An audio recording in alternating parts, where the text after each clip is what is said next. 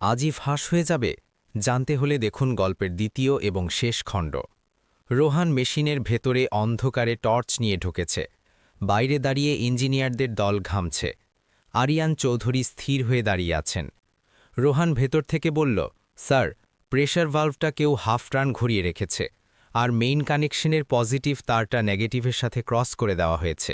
কেউ যদি এখন সুইচ টিপত, তাহলে পুরো মেশিনটা আগুনে জ্বলে যেত। আরিয়ান চৌধুরীর চোখ লাল হয়ে গেল।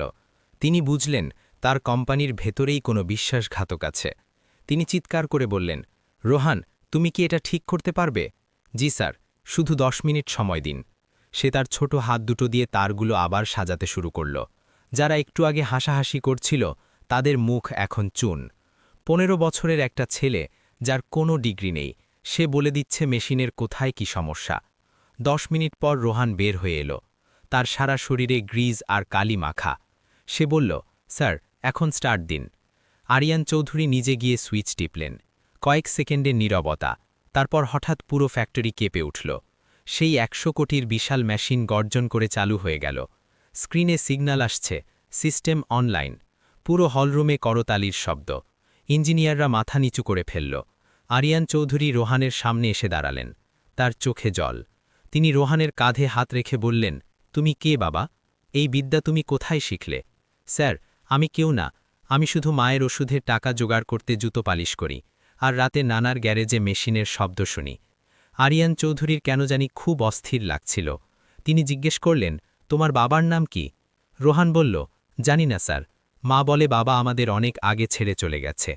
মায়ের নাম আনিকা চৌধুরী। নামটা শুনে আরিয়ান চৌধুরীর পায়ের তলা থেকে মাটি সরে গেল। আনিকা, 12 বছর আগে যাকে তিনি ডিভোর্স দিয়েছিলেন এক আত্মীয়র ষড়যন্ত্রে পড়ে। তিনি রোহানের দিকে ভালো করে তাকালেন। এই নাক, এই চিবুক, এই জেদ, এ তো হুবহু তার নিজের মতো। তিনি তক্ষণই সিদ্ধান্ত নিলেন। তিনি রোহানকে নিয়ে সেই বস্তিতে গেলেন যেখানে রোহান থাকে।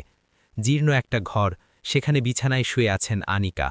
দরজায় আরিয়ানকে দেখে আনিকা চমকে উঠলেন। 12 বছরের জমে থাকা অভিমান আর চোখের জল একসাথে বেরিয়ে এলো। আরিয়ান বুঝতে পারলেন তিনি কত বড় ভুল করেছিলেন। তিনি আনিকার পায়ে ধরে ক্ষমা চাইলেন, কিন্তু তার আগেই তাকে একটা কাজ করতে হলো। রোহান যে ষড়যন্ত্রের কথা বলেছিল, তার তদন্ত করে দেখা গেল কোম্পানির চিফ ইঞ্জিনিয়ার আমান সাহেব প্রতিযোগী কোম্পানির কাছ থেকে টাকা খেয়ে মেশিনটা নষ্ট করেছিলেন। তাকে পুলিশের হাতে তুলে দেওয়া হলো। আরিয়ান সবার সামনে ঘোষণা করলেন, রোহান শুধু এই মেশিনের ত্রাণকর্তা নয়, ও আমার ছেলে, আমার উত্তরসূরি। ফুটপাথের সেই জুতো পালিশ করা ছেলেটি এক রাতেই হয়ে গেল দেশের সবচেয়ে বড় টেক কোম্পানির রাজপুত্র। কিন্তু রোহান তার শেকড় ভোলেনি। সে তার নানার গ্যারেজটিকে একটি বড় রিসার্চ সেন্টারে রূপান্তর করল, যেখানে গরিব মেধাবী ছেলেমেয়েরা ফ্রিতে মেশিন শিখতে পারে। বন্ধুরা, রোহানের এই গল্প আমাদের